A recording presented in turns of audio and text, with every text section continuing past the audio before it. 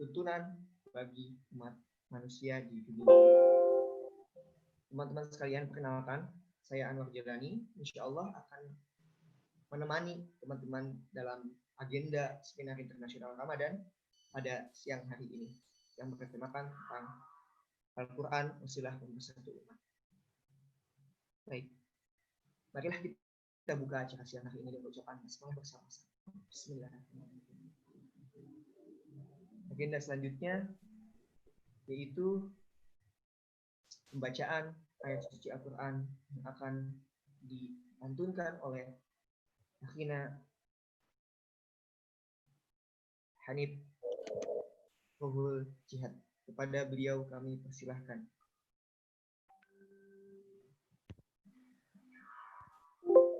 A'udzu billahi minasy syaithanir rajim. Bismillahirrahmanirrahim. Ya ayyuhalladzina amanu taqullaha haqqa tuqatih wa la tamutunna illa wa antum muslimun. Wa'tasimu bihablillahi jami'an wa la tafarraqu. واذكروا نعمة الله عليكم إذ كنتم أعداء فألف بين قلوبكم فأصبحتم بنعمته إخوانا وكنتم على شفا حفرة من النار فأنقذكم منها كذلك يبين الله لكم آياته لعلكم تهتدون ولتكن منكم أمة يدعون إلى الخير ويأمرون بالمعروف وينهون عن المنكر وأولئك هم المفلحون ولا تكونوا كالذين تفرقوا واختلفوا من بعد ما جاءهم البينات وأولئك لهم عذاب عظيم صدق الله العظيم. Sadaqallahul azim. Alhamdulillah telah kita simak bersama-sama sebagaimana ayat yang tadi dibacakan oleh kepada kita pada siang hari ini. Wa'tasimu bihablillahi jami'an wa la tafarraqu. Narasi persatuan telah termaktub jelas dalam Al-Quran. Insyaallah kita akan mengulik lebih dalam pada siang hari ini bersama pemateri kita, yaitu Dr. Muhammad Al-Husaini. Assalamualaikum Syekh. Waalaikumsalam warahmatullahi wabarakatuh. Ahlan wa marhaban. Beliau merupakan utusan Universitas Al-Azhar Syarif di Indonesia, praktisi pendidikan, hafiz Al-Quran.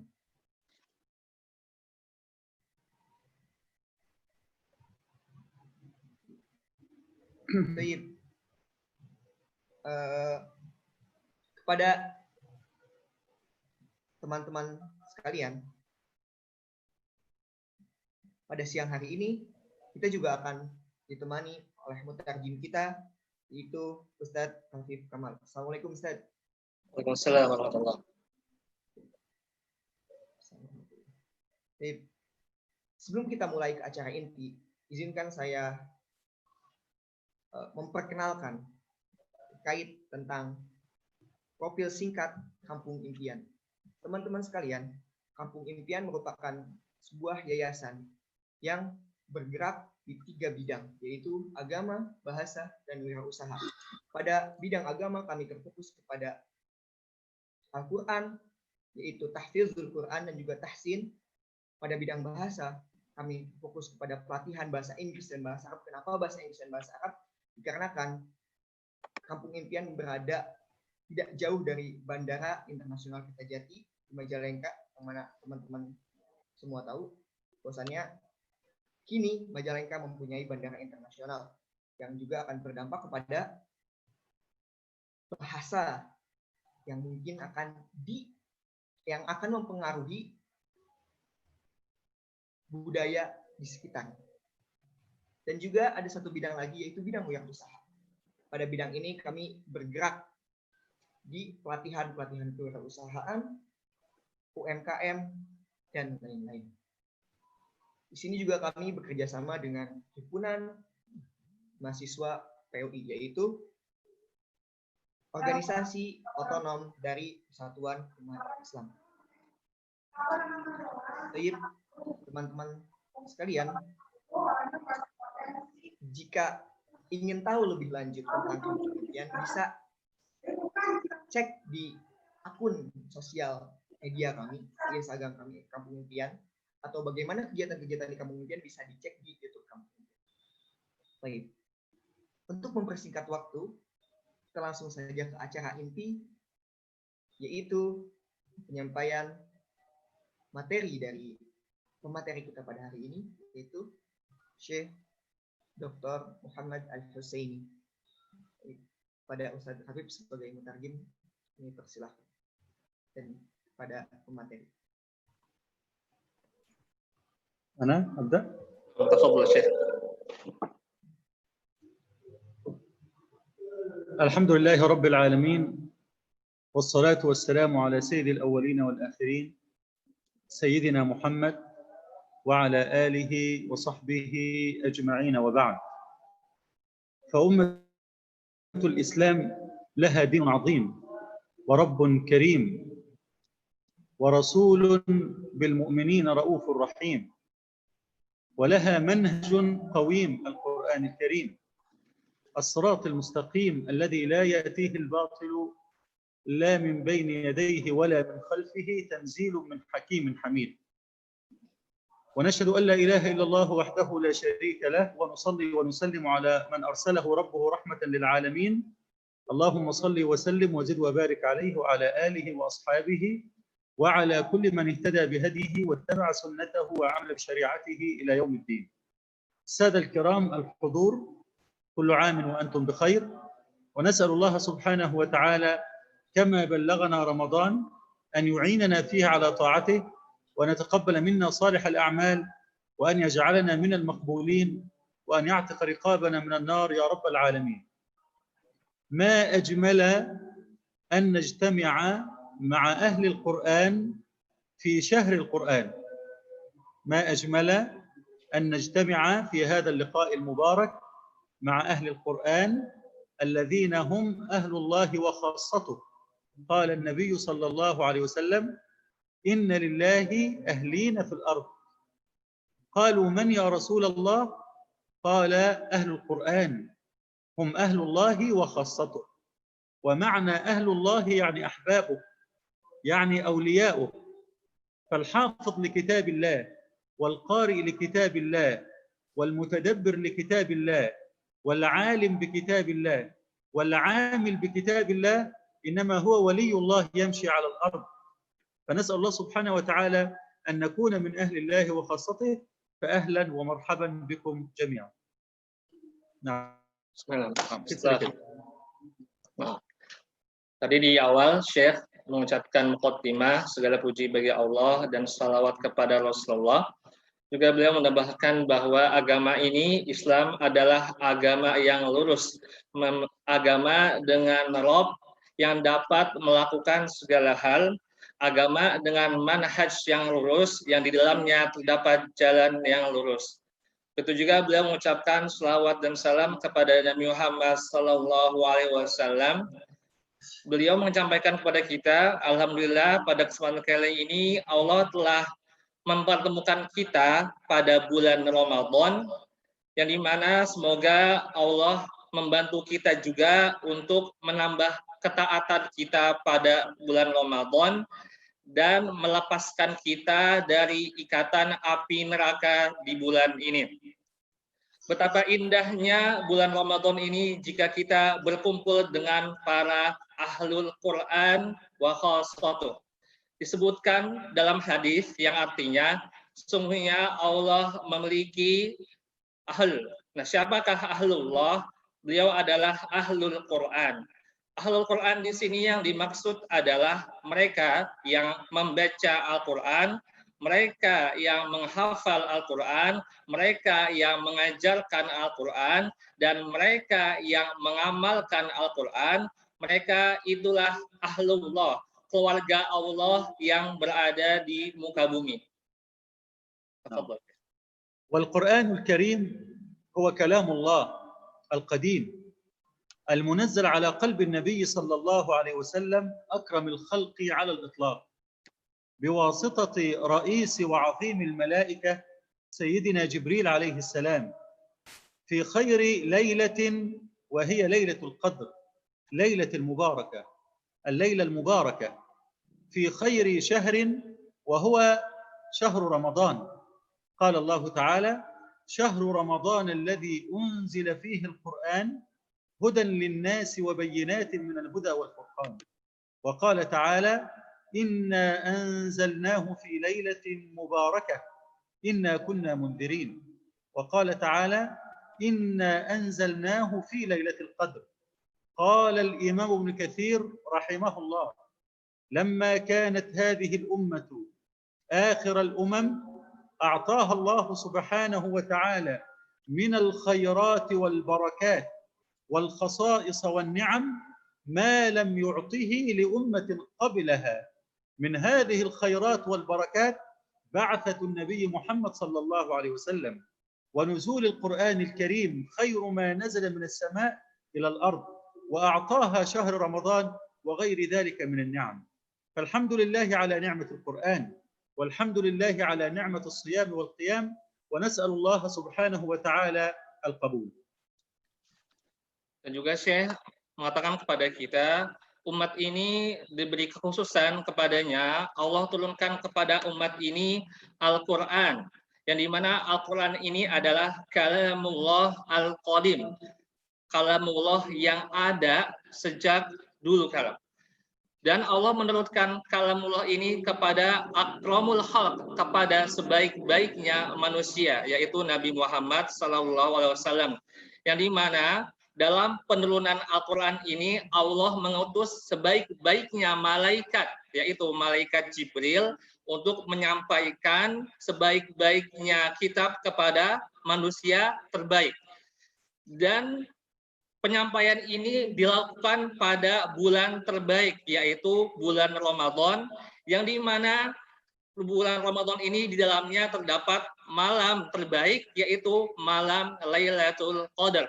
Jadi Masya Allah ya, dari Syekh kita bisa menyimpulkan Al-Quran ini adalah kitab terbaik yang diturunkan kepada manusia terbaik oleh malaikat terbaik di malam terbaik pada bulan terbaik untuk umat saat ini. Dan juga tadi Syekh mengucapkan kepada kita beberapa dalil yang artinya syahrul Ramadan alladzi unzila fihi al-Qur'an. Bulan Ramadan, bulan yang diturunkan di dalamnya Al-Quran, hudal linnasi wa bayyinat, sebagai petunjuk bagi manusia dan penjelas-penjelas minal huda wal furqan, penjelas dari petunjuk tersebut dan pembeda, maksudnya pembeda antara yang hak yang batil. Kemudian Syekh mengucapkan ayat inna anzalna fi lailatin mubarakah, yang artinya sesungguhnya kami, yaitu Allah, telah menurunkan itu, yaitu Al-Quran, pada malam yang berkah. Dan pada ayat ketiga, Syekh mengucapkan inna anzalnahu fi lailatul qadar, pada surat Al-Qadar ayat pertama, yang artinya sungguhnya kami telah menurunkan itu, yaitu Al-Quran, pada malam Lailatul Qadar. Imam Ibnu Katsir rahimahullah berkata, pada akhir zaman ini Allah memberikan hal-hal yang spesial kepada umat akhir zaman. Allah memberikan kepada umat akhir zaman berbagai keberkahan dan kebaikan. Di antara keberkahan dan kebaikan yang Allah berikan kepada umat ini adalah turunnya Al-Quran, kitab terbaik, turunnya Nabi Muhammad SAW, yaitu turunnya Nabi terbaik, dan turunnya bulan Ramadan, yaitu turunnya diberikannya bulan terbaik. Tafadhol Syekh. نعم. والقرآن الكريم هو مصدر الهداية والرشاد وهو وسيلة الوحدة والقوة والعزة والشرف لهذه الأمة. لا توجد قيمة وكرامة وشرف لهذه الأمة إلا بالقرآن الكريم. فالقرآن الكريم رفع الله سبحانه وتعالى به شأن الأمة المحمدية، وجعل الله سبحانه وتعالى القرآن الكريم مصدر الحياة لهذه الأمة، لا تحيا إلا بوجود القرآن الكريم. قال الله تعالى: وكذلك أوحينا إليك روحا من أمرنا. روحا يعني سر الحياة لهذه الأمة الوحي، القرآن الكريم والسنة. وكذلك أوحينا إليك روحا من أمرنا. والله سبحانه وتعالى جعل ذكرى هذه الأمة وشرفها وعزها إلى يوم القيامة في القرآن الكريم. قال الله تعالى: لقد أنزلنا إليكم كتابا فيه ذكركم أفلا تعقلون. فجعل ذكر هذه الأمة وشرف هذه الأمة ومكانة هذه الأمة في القرآن الكريم، وجعل القرآن الكريم مصدر الهداية والنور والرشاد والاستقامة لهذه الأمة. قال الله تعالى: إن هذا القرآن يهدي للتي هي أقوم. التي هي أحسن في العقيدة، التي هي أقوم يعني أحسن في العبادة، أحسن في الشريعة، أحسن في الأخلاق، أحسن في المعاملات، إلى غير ذلك من الأخلاق المستمدة من القرآن الكريم. قال تعالى: إن هذا القرآن يهدي للتي هي أقوم ويبشر المؤمنين الذين يعملون الصالحات أن لهم أجرا كبيرا. وقال تعالى: كتاب أنزلناه إليك لتخرج الناس من الظلمات إلى النور. فالقرآن الكريم أخرج الله به الناس من الظلمات إلى النور، من ظلمات الشرك إلى نور التوحيد، من ظلمات الظلم إلى نور العدل، من ظلمات المعاصي إلى نور الطاعة. وقس على ذلك كل النور والهدى والرشاد للأمة إلى يوم القيامة، إنما كان مصدره القرآن الكريم. نعم.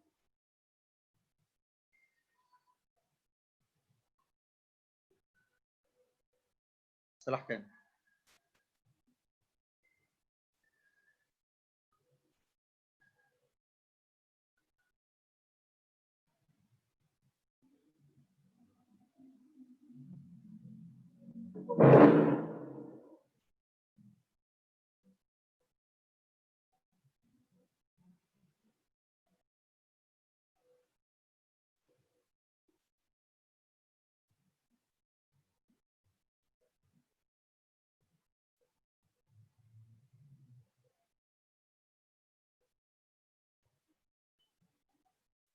أعتذر شيخ إجابة المشكلة في الحاسوب.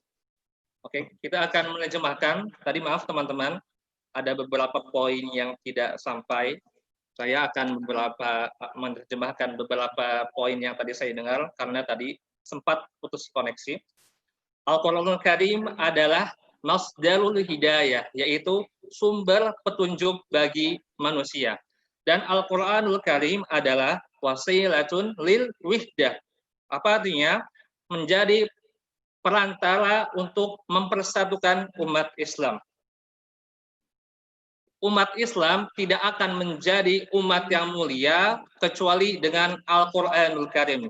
Jika kita ingin menjadi umat yang mulia, jika kita ingin menjadi umat yang disegani, maka kita harus berpegang teguh terhadap Al-Qur'anul Karim, karena Al-Qur'anlah yang dapat mengangkat kemuliaan umat Islam. Dan juga Syekh menyebutkan ayat wa kadzalika auhayna ilaika ruham min amrina, yang artinya dan demikianlah kami wahyukan kepadamu, yaitu Nabi Muhammad, ruh. Apa artinya ruh? Al-Quran dengan perintah kami. Ma kunta tadri mal kitabu walal mizan. Saya langsung terjemahkan sebelumnya. Sebelumnya engkau tidaklah mengetahui apakah Al-Quran dan apakah iman itu. Tetapi kami jadikan Al-Quran itu cahaya, dengan itu kami memberi petunjuk kepada siapa yang kami kehendaki di antara hamba-hamba kami. Dan sungguh engkau benar-benar membimbing kami kepada jalan yang lurus. Dan juga Syekh mengucapkan ayat yang artinya kitabun anzalnahu, yaitu Quran itu adalah kitab yang Allah turunkan untuk mengeluarkan manusia minal zulumat ilan nur, dari kegelapan menuju cahaya. Apa yang dimaksud dengan kegelapan dan apa yang dimaksud dengan cahaya? Yang dimaksud dengan kegelapan di sini diantara mengeluarkan dari kesyirikan menuju tauhid, mengeluarkan manusia dari maksiat menuju ketaatan. Tafadhol Syekh. والقرآن الكريم دعا إلى وحدة الأمة والاتحاد بين المسلمين وتأليف القلوب وجمع الشمل وتوحيد الكلمة وتوحيد الصف. وحدة المسلمين المنتسبين إلى الإسلام تعني اجتماعهم على أصول الدين الإسلامي وقواعده. هذه الوحدة إنما هي فريضة شرعية. الوحدة بين المسلمين، بين أمة الإسلام كاملة، هذه فريضة شرعية وواجب ديني، لأن الأصل في الشريعة وحدة الأمة. وحدة الأمة تعد من خصائص الأمة الإسلامية التي عمل القرآن الكريم على بيانها وتوضيحها والحث عليها، لكونها يعني الوحدة والائتلاف والمحبة والتعاون والاعتصام بحبل الله والقرآن الكريم والسنة. هذا سبيل المسلمين للحياة الكريمة والعزة والشرف في ظل العالم الذي يتكتل فيه غير المسلمين ويتحدون مع بعضهم البعض لمصالحهم الدنيوية. فالواجب على المسلمين أن يتبعوا هدي القرآن الكريم الذي يأمرهم بأن يتحدوا وأن يعتصموا في كيانات إسلامية أخلاقية سياسية اقتصادية تعمل لخير الفرد وخير الجماعة الإسلامية وخير الأمة الإسلامية، بل وخير العالم. اسمع إلى قول الله تعالى، وهذه دعوة للبشرية جميعا: يا أيها الناس إنا خلقناكم من ذكر وأنثى وجعلناكم شعوبا وقبائل لتعارفوا إن أكرمكم عند الله أتقاكم. هذه الآية نداء من الله سبحانه وتعالى في القرآن الكريم، ليس للمسلمين فقط بل لكل الناس، أن الله سبحانه وتعالى خلقهم من أصل واحد، هو آدم عليه السلام والسيدة حواء عليها السلام، وجعلناكم شعوبا وقبائل تملؤون الأرض وتعمرونها بالخير والنفع لتعارفوا. هذا التعارف هو أساس التعاون على الخير والبر. وجعل أكرم الناس أتقاهم الذي يعرف هدي القرآن الكريم وهدي السنة ويعمل على لم الشمل والاتحاد ونبذ الفرقة والاختلاف. Syekh berkata kepada kita, sesungguhnya Al-Quran dengan jelas mengajak persatuan kepada umat Islam dan seluruh manusia di muka bumi ini. Al-Quran dapat meluruskan shaf yang terpecah. Al-Quran dapat menjadi persatuan yang menjadi landasan agama kita, dan persatuan termasuk ke dalam kewajiban syar'i, kewajiban yang harus dilakukan oleh umat Islam. Maka bisa kita simpulkan dari perkataan Syekh, berarti barang siapa yang tidak bersatu dalam Islam, maka dia telah menyelisihi kewajiban yang telah Allah berikan. Karena sesungguhnya aslu syariat, yaitu dasar syariat dan berbagai peraturan-peraturan pada agama Islam, Allah tuliskan di dalam Al-Quranul Karim. Dan di dalamnya Allah menyebutkan tentang cinta, tentang menolong dengan sesama, dengan berpegang teguh terhadap Al-Quran. Insya Allah itulah semua dapat menjadi wasilah kita untuk bersatu dan menjadikan umat Islam sebagai umat yang terbaik. Dan Syekh berkata kepada kita, maka dari itu diwajibkan bagi kita semua untuk mengikuti apa-apa yang Allah perintahkan kepada kita di dalam Al-Quran. Entah itu pembahasan tentang akhlak, tentang ekonomi, tentang politik. Intinya segala hal yang Allah perintahkan dalam Al-Quran wajib kita ikuti agar apa? Agar umat ini memiliki wasilah yang dapat menyatukan kita dari keterpecahan ini. Tadi saya mengutip ayat pada surat Al-Hujurat, ya ayyuhan nas inna khalaqnakum min dzakari wa unsa. Artinya, wahai manusia, sungguh kami telah menciptakan kamu dari seorang laki.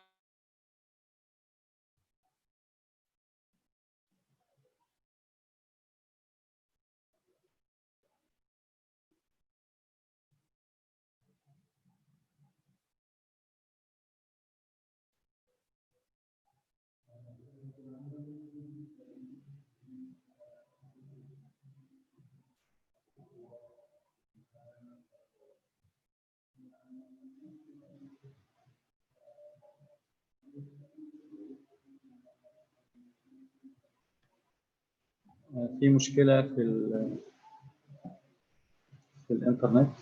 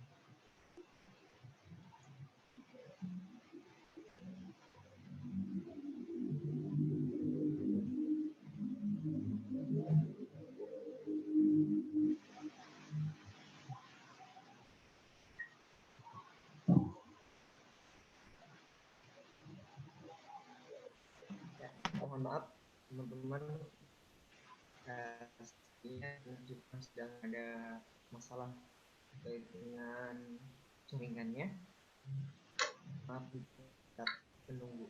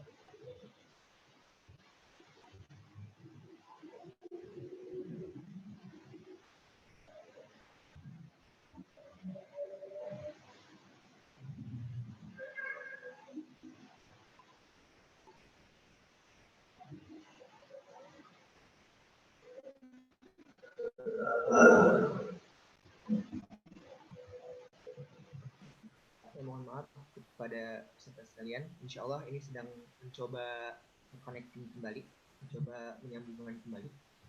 Ada kendala di jaringan.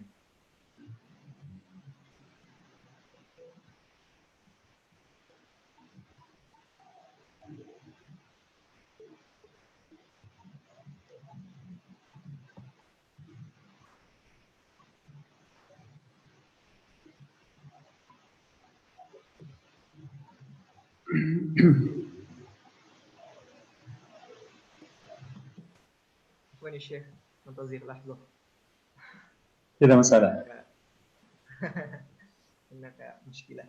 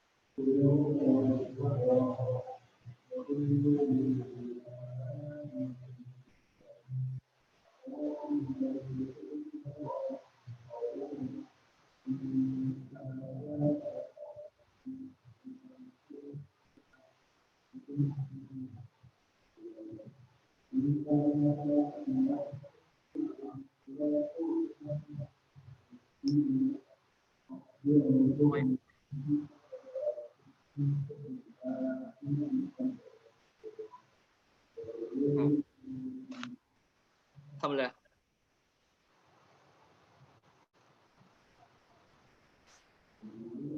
تفضل شيخ أحمد، تفضل.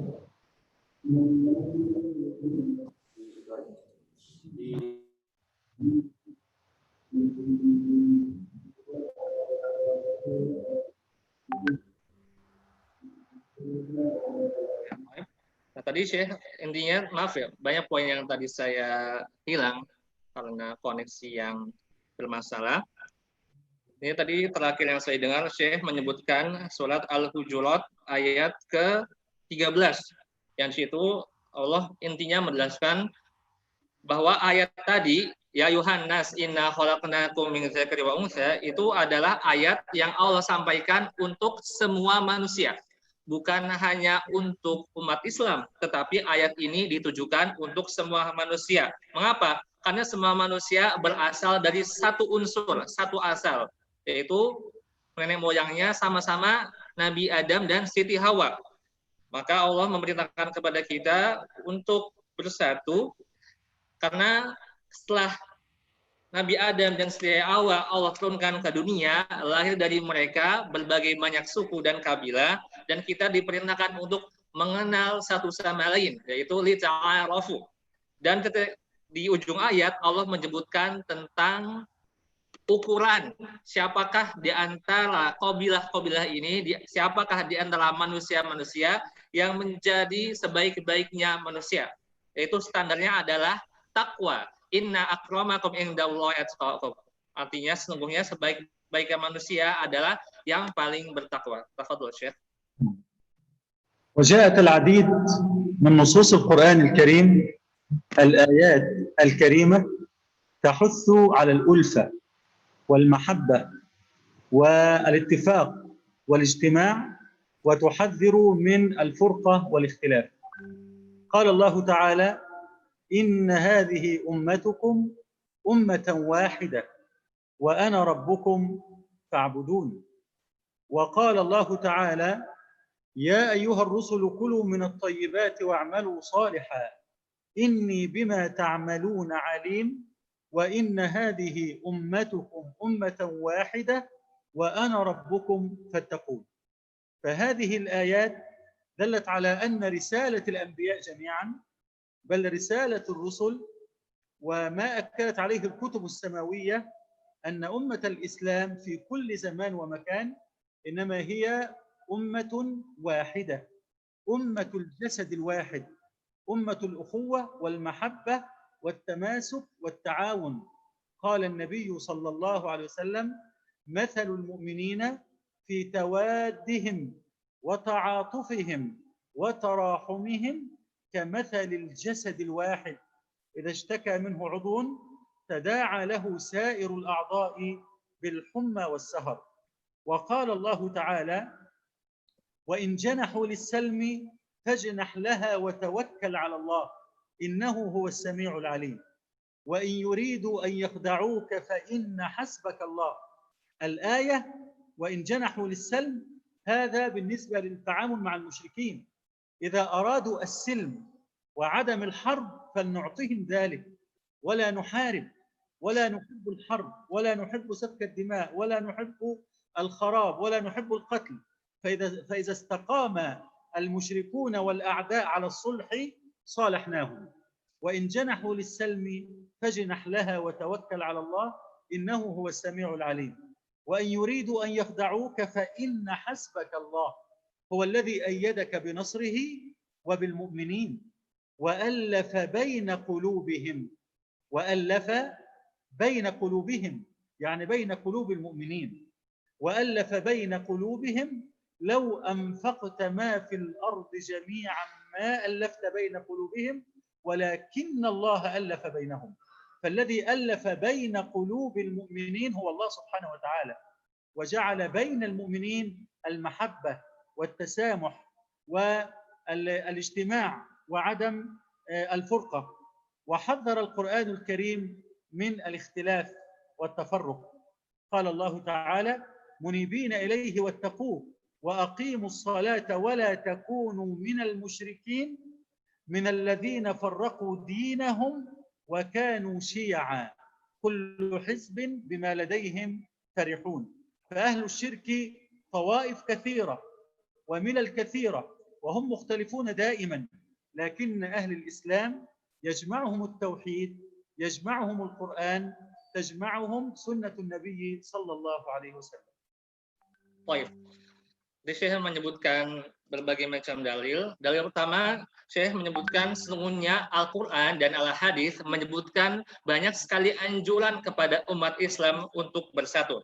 Ayat pertama yang saya sebutkan, Inna hadhihi ummatukum ummatan wahidah wa ana rabbukum fa'budun. Artinya, sungguh agama tauhid ini adalah agama kamu, agama yang satu. Dan aku adalah Tuhanmu, maka sembahlah aku. Dan juga tadi Syekh menyebutkan dalam sebuah hadis dari Nabi Muhammad sallallahu alaihi wasallam yang artinya perumpamaan seorang mukmin itu bagaikan satu jasad. Jika ada satu anggota tubuh yang merasa sakit, maka seluruh jasad akan merasakan sakit. Dari hadis ini kita bisa melihat bahwa Nabi Muhammad SAW memperkenalkan umat Islam sebagai satu umat yang bersatu dan melarang kita dari perpecahan.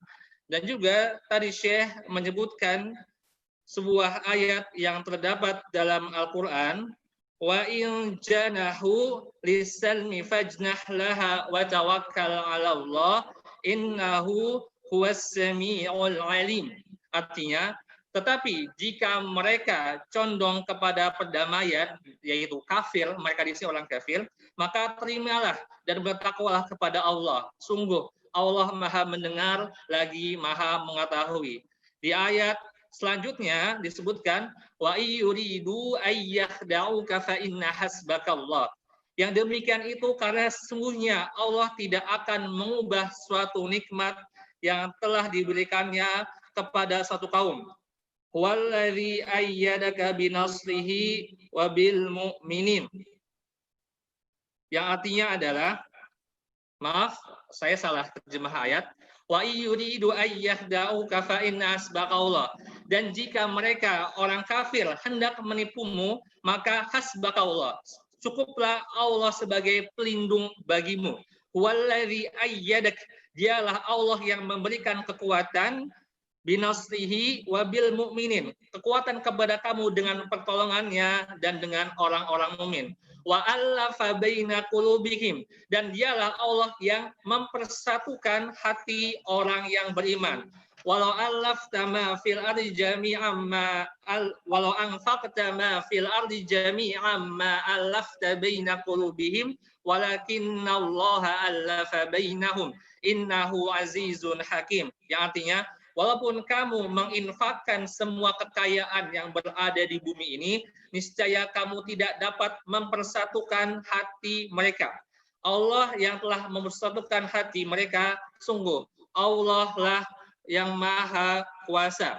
Dan juga di akhir, Syekh menyebutkan sebuah ayat yang menunjukkan kepada kita bahwa umat Islam itu pada aslinya adalah umat yang bersatu. Minal ladzina farraqu dinahum kanu syi'a kullu hizbin bima ladaihim farihun. Yang artinya yaitu orang-orang yang memecah belah agama, mereka menjadi beberapa golongan. Setiap golongan mereka bangga dengan apa yang ada pada mereka. Dan di ayat selanjutnya Allah Ta'ala beriman, wa idza massan nasa durrun da'u, dan apabila manusia ditimpa suatu bahaya, maka mereka menyeru kepada Tuhannya. Intinya adalah dari ayat-ayat yang Syekh sampaikan, ini menjelaskan kepada kita bahwa umat Islam telah Allah setel dengan berbagai macam hadis dan ayat Quran untuk bersatu. Maka sudah sewajarnya umat Islam untuk bersatu. Karena pada dasarnya umat Islam itu disetel, didesain untuk bersatu. Dan jika kita lihat umat-umat non-Islam atau kafir, sebenarnya mereka mudah sekali terpecah. Maka sangat disayangkan jika pada zaman sekarang ini keadaannya terbalik. Maka dari itu kita harus segera sadar dan harus kembali kepada ajaran Islam untuk segera bersatu. Tafadhol Syekh. إذن القرآن الكريم أمر المسلمين بالوحدة والتماسك والأخوة والمحبة، وعالج أي سبب يكون للفرقة، أمرنا أن نصلح بين المسلمين إذا اختلفوا.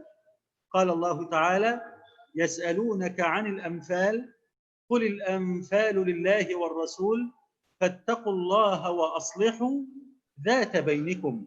وقال تعالى: لا خير في كثير من نجواهم إلا من أمر بصدقة أو معروف أو إصلاح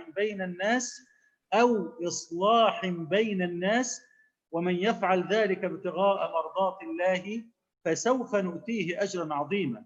فالواجب على كل مسلم فردا كان أو جماعة أو على مستوى الدول أو على مستوى الأمة أن نصلح بين المتخاصمين وأن نوفق بين المختلفين من المسلمين حتى تسود المحبة وتعود القوة والعزة. قال الله تعالى: وإن طائفتان من المؤمنين اقتتلوا فأصلحوا بينهما. لم ينفع عنهم الإيمان ولم ينفع عنهم الأخوة رغم اختلافهم واقتتالهم، لنعلم أن أخوة الإسلام أقوى من كل أسباب الدنيا.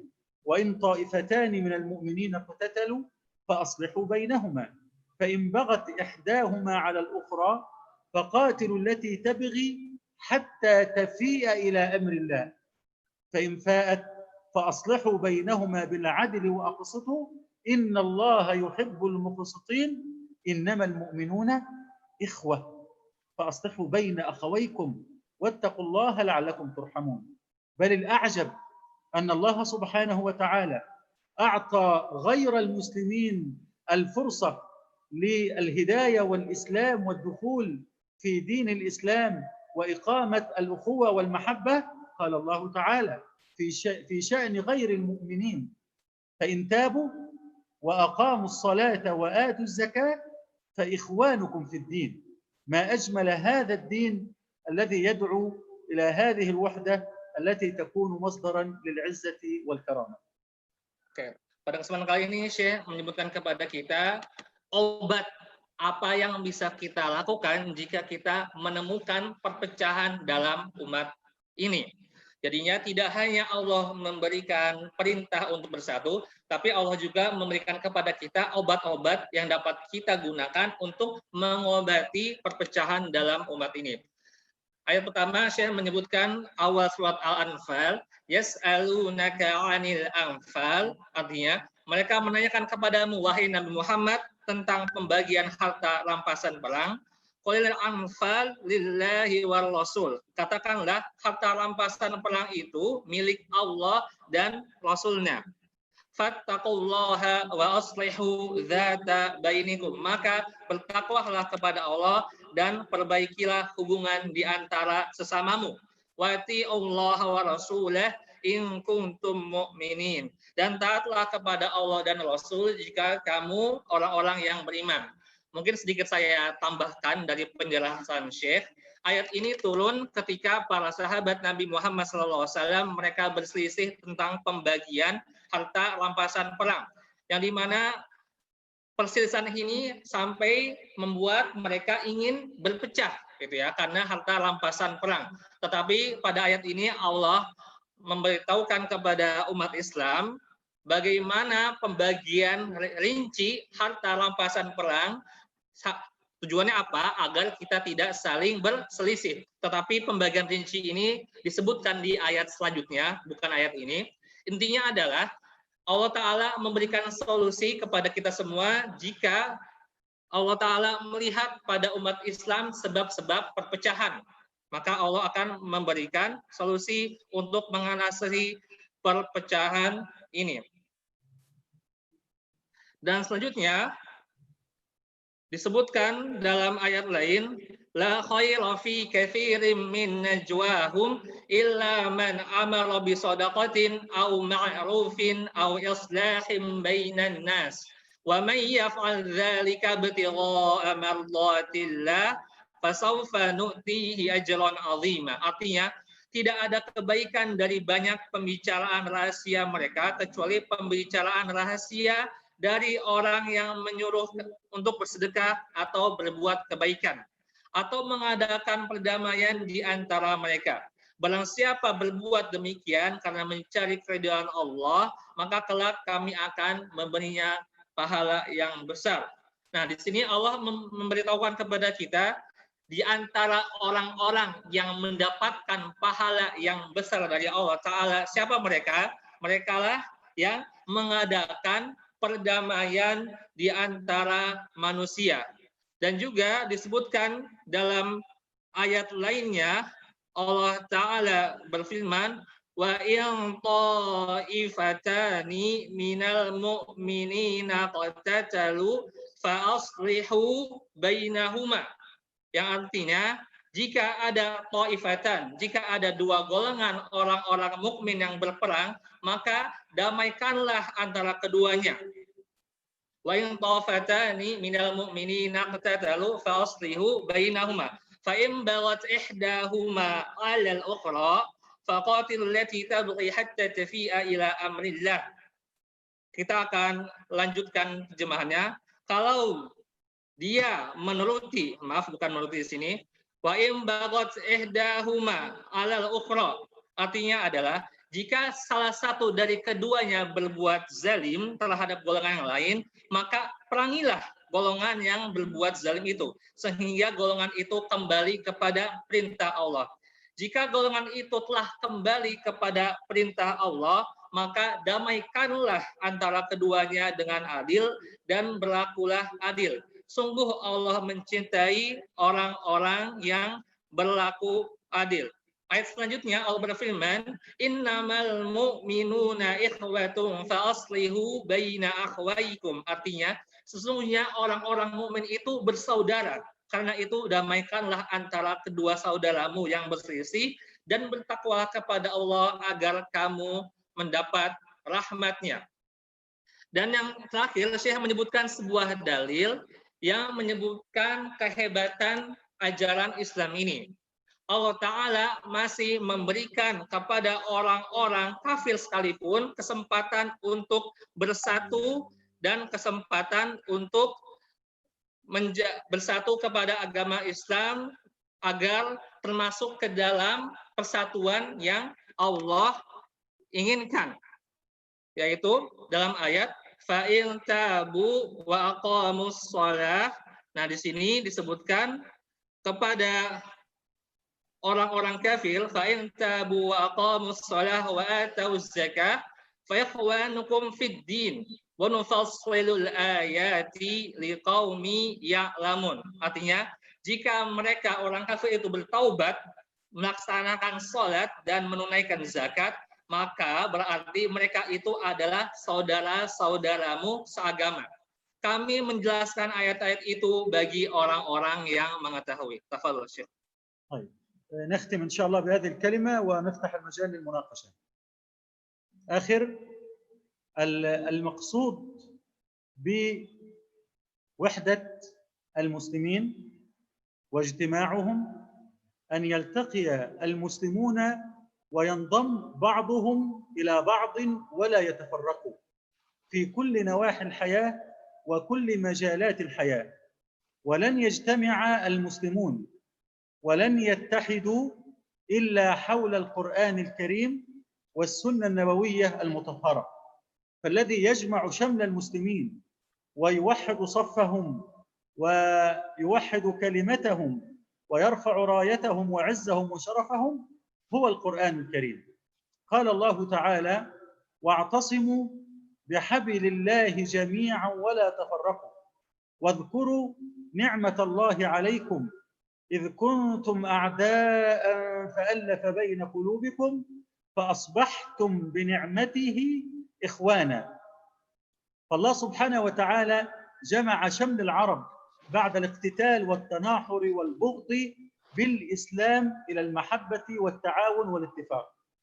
قال الإمام القرطبي رحمه الله في تفسير قول الله تعالى واعتصموا بحبل الله جميعا ولا تفرقوا. قال الإمام القرطبي الله سبحانه وتعالى أمر المؤمنين بالاتحاد والألفة ونهاهم عن الفرقة، لأن الفرقة هلكة والجماعة نجاة. الفرقة الهلكة والضعف والهوان والضياع والخسارة، وفي الاجتماع القوة والعزة والشرف. قال عبد الله بن مسعود رضي الله عنه: واعتصموا بحبل الله، أي الجماعة. قال حبل الله يعني الجماعة. والإمام ابن كثير رحمه الله قال: إن الله أمر المؤمنين في هذه الآية بالألفة والمحبة والاتفاق، ونهاهم عن الفرقة والاختلاف، لأن بالاتحاد والاتفاق الله سبحانه وتعالى ضمن لهم العصمة من الخطأ. أما بالاختلاف فإنهم يقعون في الخطأ. وقد قال النبي صلى الله عليه وسلم: تفترق أمتي على 73 فرقة كلها في النار إلا واحدة. قالوا: من هي يا رسول الله؟ قال صلى الله عليه وسلم: ما أنا عليه الآن أنا وأصحابي. والمفهوم الصحيح لهذا الحديث أن كل أهل السنة والجماعة على مستوى الأمة إن شاء الله هم من الجماعة الناجية، لأن الفرقة التي تكون في النار هي التي تخرج عن جماعة المسلمين في فكرها وعقيدتها ووسطيتها واعتدالها، كالمعتزلة والقدرية والجهمية والخوارج وغيرها. أما أهل السنة والجماعة على مستوى الأمة فهم إن شاء الله هم الفرقة الناجية. وقال أبو حيان رحمه الله: نهى الله سبحانه وتعالى المسلمين عن التفرق في الدين والاختلاف فيه كما اختلف اليهود والنصارى، بل نهاهم عن أي سبب للفرقة. وقال العلامة الشيخ أحمد شاكر رحمه الله: وأول مقصد للإسلام ثم أجله وأخطره توحيد كلمة المسلمين وجمع قلوبهم على غاية واحدة هي إعلاء كلمة الله وتوحيد صفوفهم في العمل لهذه الغاية. لو استشعرنا المعنى الروحي للعبادات، لماذا أمرنا الله سبحانه وتعالى أن نصلي جميعا في وقت واحد وأن نصلي جماعة؟ لماذا أمرنا الله سبحانه وتعالى بالصيام في رمضان كل الأمة في وقت واحد؟ لماذا يحج المسلمون بالملايين كل عام في وقت واحد؟ ونسأل الله سبحانه وتعالى أن يرفع الأمة عن الأمة، وأن تعود الأمة إلى مساجدها وحجها والحج والعمرة والصوم وكل شيء في حياة طبيعية إن شاء الله. إذن روح العبادات تحثنا على الجماعة. وأقيموا الصلاة وآتوا الزكاة. وفي الدعاء نقول اهدنا، لا أقول اهدني، وإنما أقول اهدنا الصراط المستقيم بروح الجماعة. والقرآن خاطب الناس جميعا، قال الله تعالى: يا أيها الناس اتقوا ربكم، يا أيها الناس إنا خلقناكم من ذكر وأنثى، إلى غير ذلك من الآيات. فالخلاصة أن القرآن الكريم هو الذي يجمع كلمة المسلمين ويوحد صفوفهم بنوره وإرشاداته وتوجيهاته ونوره وهدايته. ونسأل الله سبحانه وتعالى أن يجمع شمل المسلمين وأن يرفع رايتهم وأن يعزهم في الدنيا والآخرة. أقول قولي هذا وأستغفر الله العظيم لي ولكم. السلام عليكم ورحمة الله وبركاته. Waalaikumsalam. Baik, sekarang kita akan terjemahkan.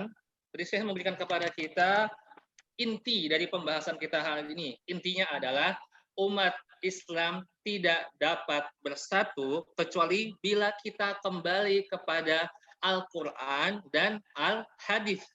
Maksudnya apa? Maksudnya kita diperintahkan untuk mempelajari secara dalam Al-Quran dan Al-Hadis, karena jika kita paham akan Al-Quran dan Al-Hadis dengan benar, insya Allah umat ini akan bersatu dengan sendirinya.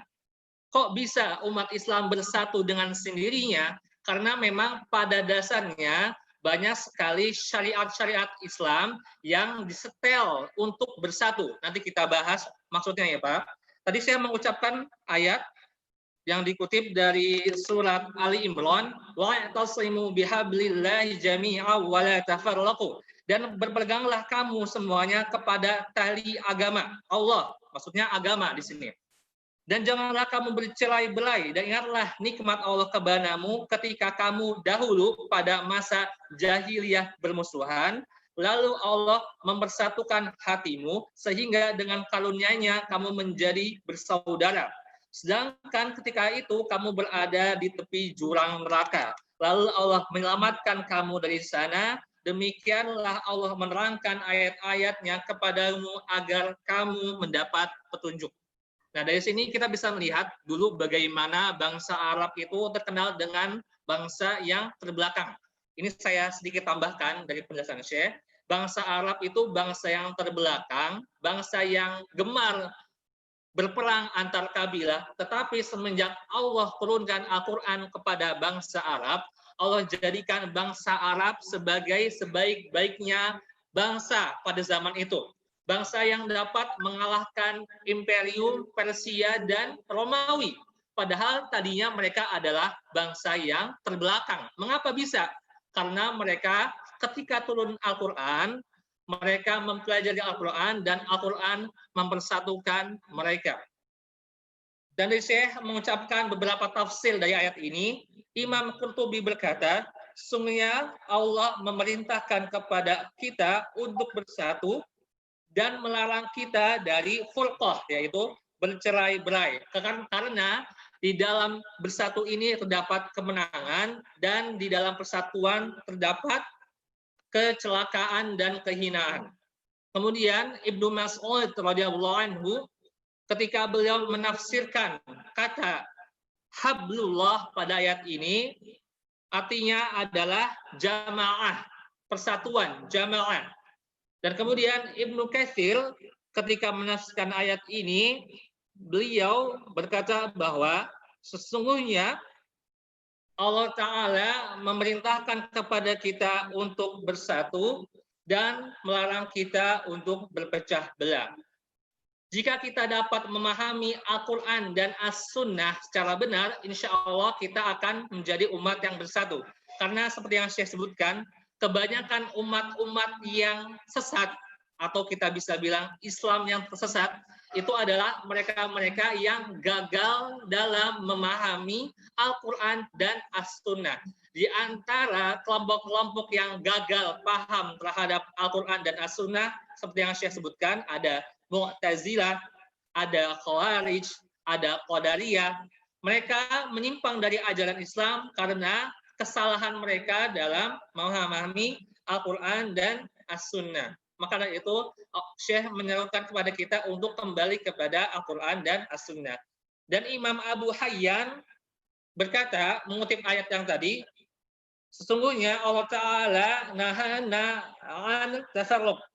Allah melarang kita dari terpecah belah. Waqtilafat fi, dan melarang kita untuk berpecah belah juga. Seperti berpecah belahnya Yahudi dan Nasrani, kama ikhtalafa al-Yahud wan Nasara. Kemudian Syekh Ahmad Syakir memberikan kepada kita sebuah hikmah yang sangat besar. Antaranya adalah awwalu maqsad wa ajallu. Artinya adalah maksud dan tujuan utama dari ibadah-ibadah yang kita lakukan ini adalah litauhid kalimatil muslimin, untuk mempersatukan umat Islam, wa jama'a qulubahum, dan mempersatukan hati-hati kita. Nah, ini maksudnya bagaimana tadi kita sebutkan di awal, Islam itu sebenarnya sudah mensetel kita untuk bersatu. Contohnya seperti ini. Ketika sholat, Allah Ta'ala telah menyetel kita untuk sholat berjamaah. Mengapa? Karena Allah ingin kita bersatu. Ketika kita haji, Allah menyetel kita, menentukan kita untuk haji di tempat yang sama dari berbagai macam golongan, dari berbagai negara di satu tempat. Apa tujuannya? Karena Allah ingin kita bersatu. Di bulan Ramadan, Allah memerintahkan semua umat Islam untuk berpuasa. Di antara tujuannya apa? Mengapa puasanya satu waktu? Karena Allah Ta'ala ingin kepada umat Islam untuk bersatu. Nah, makanya kita lihat, Masya Allah, banyak sekali syariat-syariat kita yang memang dari awal sudah didesain untuk persatuan umat Islam. Dan itulah yang seperti saya sebutkan, itu adalah ruh dari ibadah, yaitu untuk bersatu. Dan di terakhir, Allah Ta'ala menyebutkan dalam Al-Qur'annya, ihdinas siratal mustaqim. Nah, di sini artinya tunjukkanlah kepada kami jalan yang lurus. Di sini dalam Al-Qur'an ini ihdina, tunjukkanlah kepada kami. Kata ganti di sini menggunakan kata kami, bukan kata saya. Ini menyebutkan bahwa Allah Ta'ala menghendaki, ingin semua umatnya untuk bersatu di dalam jalan yang lurus. Dan tidak ingin bersatu itu hanya untuk kelompok-kelompok tertentu, tapi ingin menjadikan semua Islam ini bersatu. Oke, mungkin cukup saja yang dapat kami sampaikan. Selanjutnya kita serahkan kesempatan kepada MC. Ya. Terima kasih kepada Ustadz Kamal sebagai penerjemah dan juga jazakallah khairan katsiran kepada Syekh yang telah menyampaikan, mengulas begitu dalam mengenai Al-Quran sebagai pemersatu umat, sebagai wasilah pemersatu umat. Baik, ini telah ada beberapa pertanyaan yang diajukan dari teman-teman peserta. Mohon diterjemahkan ya Ustadz pada Syekh. Pertanyaannya, bagaimana peran penghafal Al-Quran untuk menyatukan masyarakat dengan nilai-nilai persatuan dalam Al-Quran? Pertanyaan, Syekh, al-an ba'd al-istifsalat min al-mustami'in. Al-istifsal al-awwal, as-sa'il sa'al, ma dawru hufadhil Qur'anil Karim li tauhidil ummah islamiyah min hifdhihim wa minil Qur'an. Kaifa tariqah li tauhidihim bi tariqatil Qur'an. As-su'al al-awwal. Hada Syekh. نعم. الواجب على كل حافظ للقرآن وعلى كل متعلم للقرآن أن يحفظه أولاً ثم يترقى إلى فهمه، لأن ليس الأصل من نزول القرآن قراءته فقط، وإنما العمل به. فلن نعمل بالقرآن في العقيدة والشريعة والأخلاق والمعاملات والسلوك وغيرها إلا إذا فهمنا مراد الله سبحانه وتعالى. فنصيحتي لحفظ القرآن بعد حفظهم التفسير، أن يفهموا هذا القرآن الكريم. فإذا فهموا القرآن الكريم نقلوا أحكامه ومعانيه الصحيحة للناس، فساعدوا في توحيد الأمة وعدم الفرقة بين المسلمين، لأن عدم الفرقة يأتي، لأن الفرقة والاختلاف تأتي من فهم القرآن الخاطئ. إذا فهم الناس القرآن فهما خاطئا أو فهموا الآيات فهما خاطئا، هذا يؤدي إلى الاختلاف وتعدد الآراء والتشرذم والبغض وغير ذلك. فعلى حفظ القرآن الدور أولا أن يتعلمه، أن يحفظه، وأن يفهمه فهما جيدا، وأن ينقل هذا الفهم إلى الناس. ثانيا أن يعلم غيره القرآن. إذا كل الناس اهتموا بحفظ القرآن وقراءة القرآن ومدرسة القرآن، هذا أول طريق للوحدة، لأن القرآن الكريم يجمعنا، وهذه هي الخيرية. قال النبي صلى الله عليه وسلم: خيركم من تعلم القرآن وعلمه. فمن حفظ القرآن وجلس يعلم الصغار والكبار والرجال والنساء، فإنه يؤدي دور كبير في نشر ثقافة الوحدة والمحبة والتعاون. هذه وصيتي لحافظ القرآن، أن يحفظه وأن يفهمه وأن يعلمه وأن يعمل بأخلاقه. إذا طبقنا أخلاق القرآن في المجتمع يكون ذلك أكبر وسيلة للمحبة والتعاون والاتحاد. Tadi intinya Syekh menyebutkan 3 poin pertama. Tiga poin utama. Poin pertama adalah saya mau menasihati kepada para penghafal Al-Quran, setelah dia menyelesaikan hafalannya, jangan stop pada hafalan saja, tetapi naik level untuk dapat memahami Al-Quran. Dengan cara apa? Dengan cara membaca tafsir Al-Quran. Jadinya bagi teman-teman yang ingin paham Al-Quran, jangan lewat terjemahan Kemenak. Tidak bisa. Karena apa yang diterjemahkan Kemenak itu hanya ayat-ayat umum. Tadi saya ketika membaca terjemahan, saya yakin sebagian teman-teman itu dia paham maksudnya apa. Karena ini masih terjemahan umum. Bagaimana cara untuk memahaminya? Cara untuk paham adalah dengan mempelajari tafsir Al-Quran. Karena dari pemahaman yang benar ini, kita bisa lanjut ke poin yang kedua, yaitu dapat mengajarkan Al-Quran. Karena Rasulullah SAW bersabda, khairukum man ta'allama al-Quran wa 'allamah. Sebaik-baik kalian adalah siapa? Apakah yang punya uang banyak, atau yang memiliki posisi jabatan, atau yang memiliki anak banyak? Bukan. Tetapi Allah menjadikan kriteria manusia terbaik itu man ta'allamal Quran, yang mempelajari Al-Quran wa 'allamahu, dan mengajarkannya. Karena dari mengajarkan Al-Quran yang benar ini, kita dapat menghilangkan pemahaman-pemahaman sesat yang terdapat di masyarakat.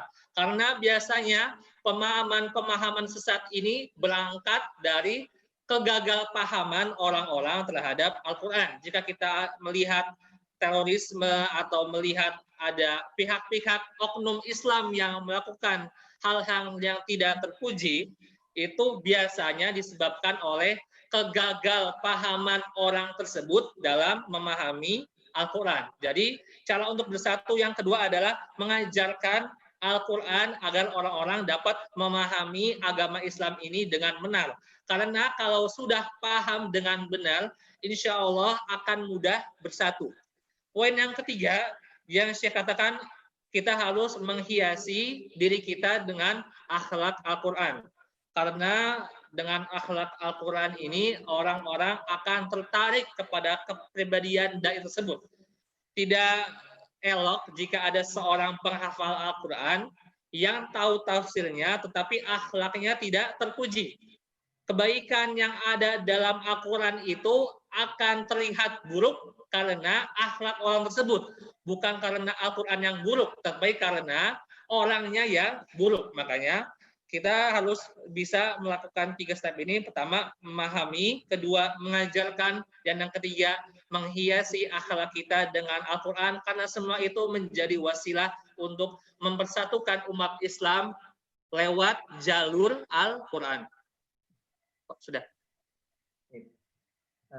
Baik, ini ada 2 pertanyaan yang menurut saya saling korelasi. Yang pertama dari Pak Imam MPB, mohon dijelaskan proses membangun ukhuwah insaniyah menurut syariat Islam. Dan yang kedua dari Dr. Dadu, apakah dalil atau metode ulama untuk mendamaikan saudara-saudara Muslim yang sedang bertikai? Oke. الآن شيخ يوجد سؤالين آخرين. السؤال الثاني، السائل سأل لو سمحتم أن تشرحوا لنا طريقة بناء الأخوة الإنسانية من ظل الشريعة الإسلامية. هذا شيخ. نعم.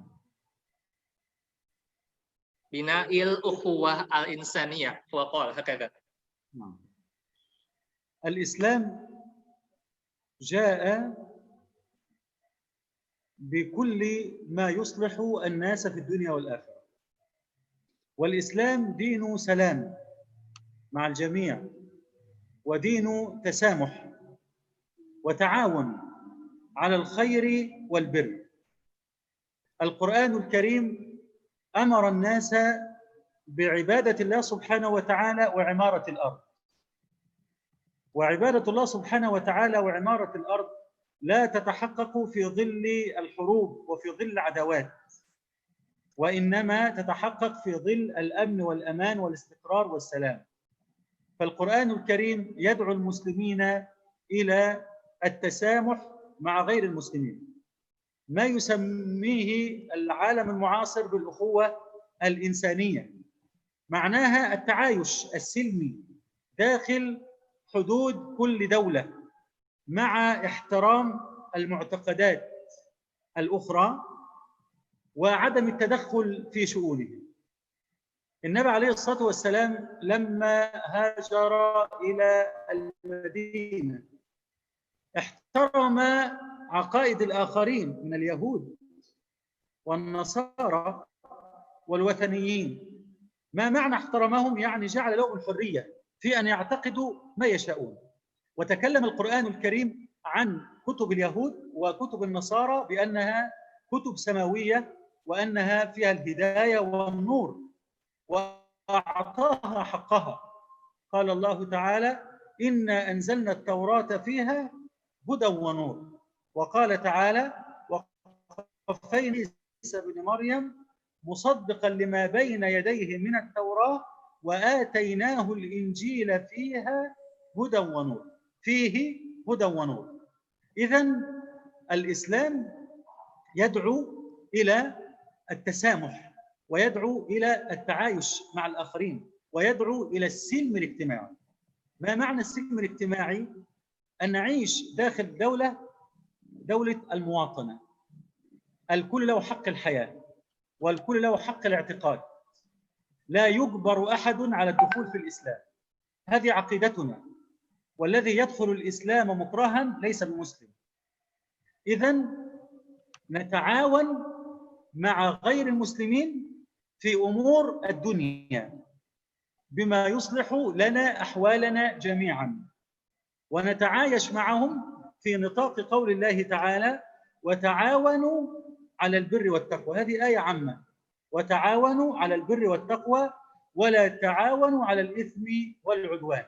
وقال تعالى: لا ينهاكم الله عن الذين لم يقاتلوكم في الدين ولم يخرجوكم من دياركم أن تبروهم وتقسطوا إليهم إن الله يحب المقسطين.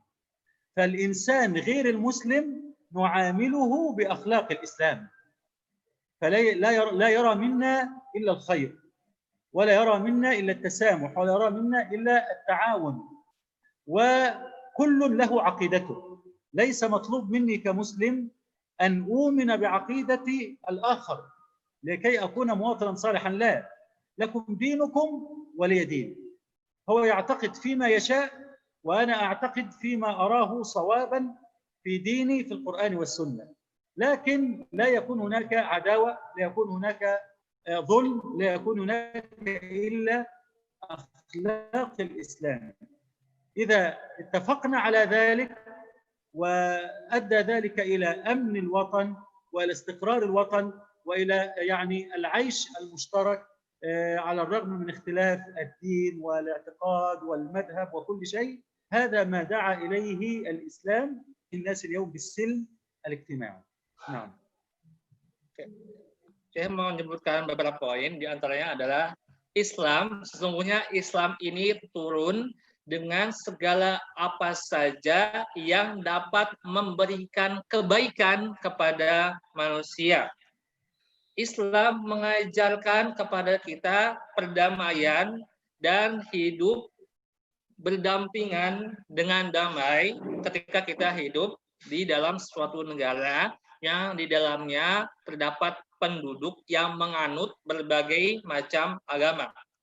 Ketika Rasulullah Shallallahu Alaihi Wasallam hijrah ke Madinah, saat itu Rasulullah masih menghormati pemeluk agama Yahudi, Nasrani, dan paganisme yang berada di Madinah. Dan juga sebenarnya Al-Quran itu masih menyebutkan kitab-kitab mereka. Tetapi kita pahami Al-Quran itu menghapus ajaran-ajaran umat-umat sebelumnya dengan syariat baru. Dan juga apa yang mereka pegang, yaitu Nasrani dan Yahudi, itu ada penyimpangannya ya. Jadinya Quran ini menjadi pembaharu ya, jadinya syariat sebelumnya dihapus. Oke, Allah Ta'ala berfirman dalam surat Ali Imran ayat 3 yang artinya Dia menunjukkan Al-Quran kepadamu, yaitu Muhammad, yang mengandung kebenaran, yang membenarkan kitab-kitab sebelumnya, yaitu menurunkan Taurat dan Injil. Dan saya menyebutkan kepada kita, Islam mengajarkan kepada kita, jika kita hidup di sebuah negara, sesungguhnya setiap orang memiliki hak untuk hidup dan hak untuk beragama. Maka kita sebagai umat Islam harus bisa memperhatikan hak-hak mereka dan tidak memaksa mereka. Dan dalam agama Islam ini kita tidak aib atau tidak bermasalah jika kita bekerja sama kepada orang kafir atau orang non-Islam pada permasalahan duniawi. Ya, ini Syekh menyebutkan permasalahan duniawi. Berarti kalau permasalahan agama, beda hitungannya.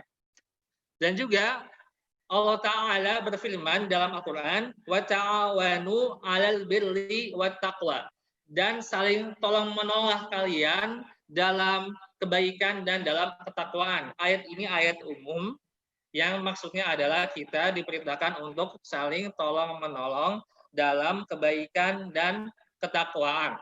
Nah, tetapi yang tadi Syekh sebutkan, mungkin sedikit saya tambahkan, itu memang jika kita melihat umat Islam memerangi beberapa kaum, terkadang penyebabnya adalah karena kaum tersebut itu melanggar perjanjian. Ini sedikit saya sampaikan ya. Seperti kemarin kita tahu Fathu Makkah. Fathu Makkah, pembebasan kota Makkah, penyebabnya karena orang kafir Quraisy yang melanggar perjanjian. Mereka melanggar, diseranglah. Dan kita dapat membebaskan Mekah dalam peristiwa Fathu Makkah. Intinya adalah selama mereka orang kafir dapat berpegang teguh terhadap perjanjian-perjanjian yang kita sepakati, maka kita wajib menghormati mereka. Tetapi jika mereka melanggar perjanjian ini, ya kita harus mengambil tindakan, tentunya tindakan yang dibenarkan oleh syariat, seperti yang Rasulullah contohkan ketika menyerang kaum-kaum kafir yang mereka melanggar perjanjian dengan umat Islam. Ini tambahan dari Ana pribadi. Lanjut kita ke soal yang ketiga. Tadi apa, Afwan? Soal ketiga.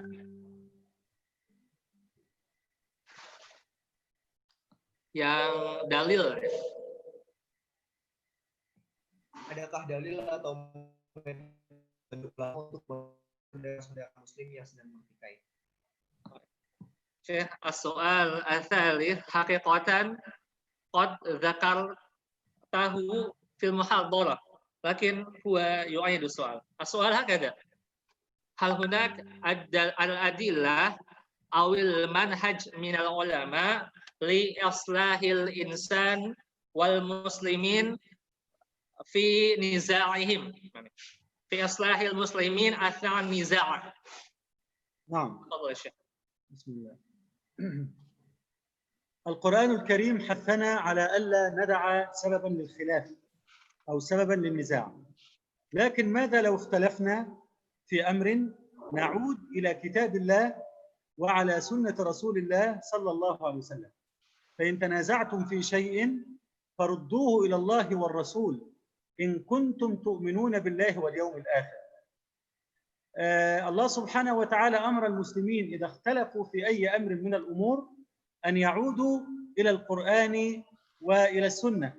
قال تعالى: فلا وربك لا يؤمنون حتى يحكموك فيما شجر بينهم ثم لا يجدوا في أنفسهم حرجا مما قضيت ويسلموا تسليما. إذن عند الاختلاف في الآراء، في المعتقدات، في العلم، في أي شيء، نعود إلى القرآن الكريم والسنة الصحيحة. وإذا اختلفنا نعود إلى العلماء الربانيين، سواء كان الاختلاف في أمر من أمور الدين أو أمر من أمور الدنيا. يا الذين آمنوا أطيعوا الله وأطيعوا الرسول وأولي الأمر منكم. فأولي الأمر من العلماء هم الذين يفهموننا صحيح الدين ويحلون المشاكل التي يقع فيها عوام المسلمين. ويجب أن نذكر أنفسنا بأن بيننا الأخوة الإسلامية التي لا تقطعها أي علاقة أخرى، وليس هناك أقوى منها. إذا اختلفنا علينا أن نستمسك بكتاب الله سبحانه وتعالى، وأن نعتصم به، وألا ندع مجالا للشيطان، وأن يعود الحق إلى أهله، وأن يتوب الظالم أو المخطئ إلى الله سبحانه وتعالى، وأن يسامح صاحب الحق، أن يكون بيننا التسامح. إذا تاب المخطئ واعتذر من أخيه المسلم وسامحه أخوه المسلم، وعدنا إلى تحكيم كتاب الله وسنة رسوله وأخذنا بأقوال العلماء، فإن الله سبحانه وتعالى سينزع الغلة والحقد والحسد والفرقة من قلوبنا إن شاء الله تعالى. Soal yang kedua, adakah dalil atau metode ulama untuk mendamaikan saudara-saudara muslim yang sedang bertikaf? Jawaban dari Syekh, intinya kita harus kembali kepada Al-Quran dan As-Sunnah atau Al-Hadith. Disebutkan dalam Al-Quran, fa in tanaza'tum fi syai' farudduhu ila Allahi war Rasul. Artinya, jika kalian tanaza'tum berselisih fi syai'in pada suatu permasalahan, farudduhu, maka kembalikanlah permasalahan itu ila Allahi war Rasul. Nah, maksudnya Allah di sini adalah Al-Quran dan Rasul di sini adalah hadis. Karena kita tidak bertemu Rasul. Bagaimana caranya? Maksud di sini adalah kembalikan hal ini kepada Al-Quran dan Al-Hadis. Dan disebutkan dalam ayat lain, Allah Ta'ala berfirman, فَلَا وَرَبِّكَ لَا يُؤْمِنُونَ حَتَّى يُحَكِّمُوكَ فِيمَا شَجَرَ بَيْنَهُمْ ثُمَّ لَا يَجِدُوا فِي أَنفُسِهِمْ حَرَجًا مِمَّا قَضَيْتَ وَيُسَلِّمُوا تَسْلِيمًا. Ayat An-Nisa, surat An-Nisa ayat 65, Allah Ta'ala berfirman, maka demi Tuhanmu, mereka tidak beriman sebelum mereka menjadikan engkau, yaitu Nabi Muhammad SAW, sebagai hakim dalam perkara yang mereka perselisihkan. Kemudian tidak ada rasa keberatan dalam hati mereka terhadap putusan yang engkau berikan, dan mereka menerima dengan sepenuhnya. Nah, ini zaman dahulu jika ada permasalahan, mereka mengembalikannya kepada Rasulullah untuk menentukan hukum bagi orang-orang yang sedang bertikai. Pertanyaannya, zaman sekarang tidak ada Rasul. Mana Rasulnya? Kembali kepada hadis. Pertanyaan lagi, kita nggak paham hadis. Gimana dong caranya? Kita tanya kepada ulama. Seperti yang saya sebutkan, mengutip ayat Al-Quran, wati'ullaha wa rasul wa ulil amri minhum. Artinya, taatlah kalian kepada Allah dan Rasul dan ulil amri. Ulil amri ini maknanya sangat luas. Dan di antara makna ulil amri di sini adalah para ulama. Jadi jika kita menemukan permasalahan dan pertikaian atau perbedaan, kita dianjurkan dan wajibkan untuk menanyakan hal ini kepada para ulama.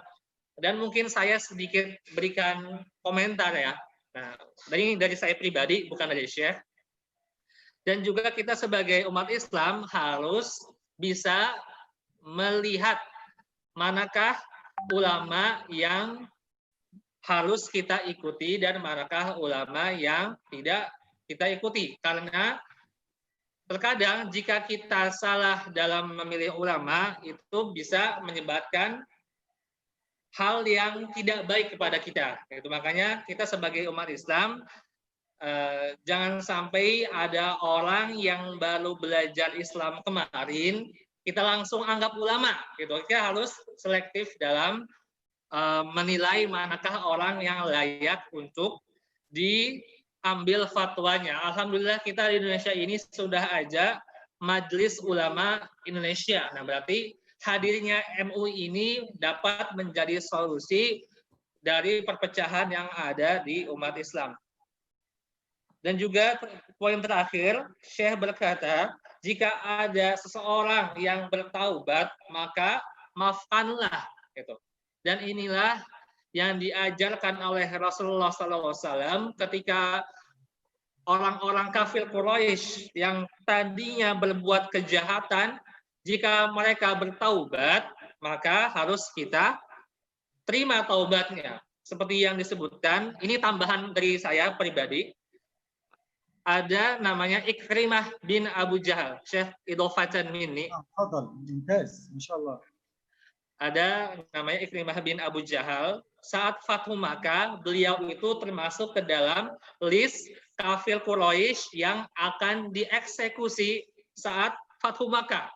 Karena saat itu Ikrimah termasuk seorang yang sangat membenci Islam gitu. Tapi beliau kabur menjadi buron dan akhirnya beliau memutuskan untuk masuk Islam. Apakah saat masuk Islam dia masih menjadi buronan dan dieksekusi? Tidak. Saat masuk Islam, kita terima taubatnya dan kita anggap beliau sebagai muslim, dan alhamdulillah setelah masuk Islam, Ikrimah dapat menjadi muslim yang baik. Ini sedikit tambahan dari saya. Bagaimana? Kita kembalikan kepada MC. Ini ada satu pertanyaan terakhir dari Ahmad Ali Wildan Muhammad tentang ayat Al-Baqarah, tentang surat Al-Baqarah ayat 213 yang tadinya umat bersatu dan disebutkan bahwa kebenaranlah yang mempersatukan kita umat ini. Bagaimana cara mencari kebenaran tersebut di tengah maraknya yang ditawarkan hedonisme di dunia, di tengah maraknya hedonisme di dunia? Oke. Surat Al-Baqarah ayat 213.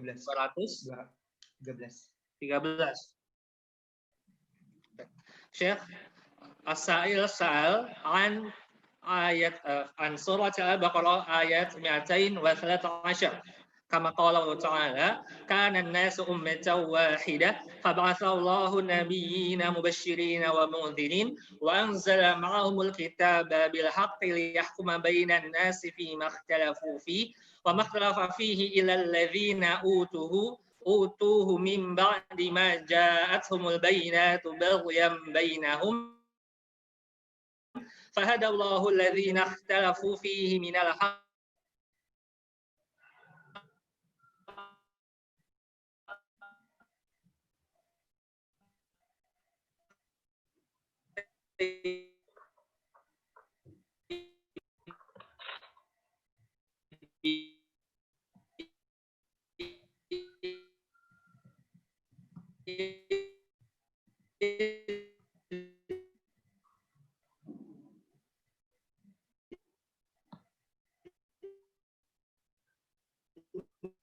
ini umur dunawiyah allati tab'an nahan wa kaifa nastati an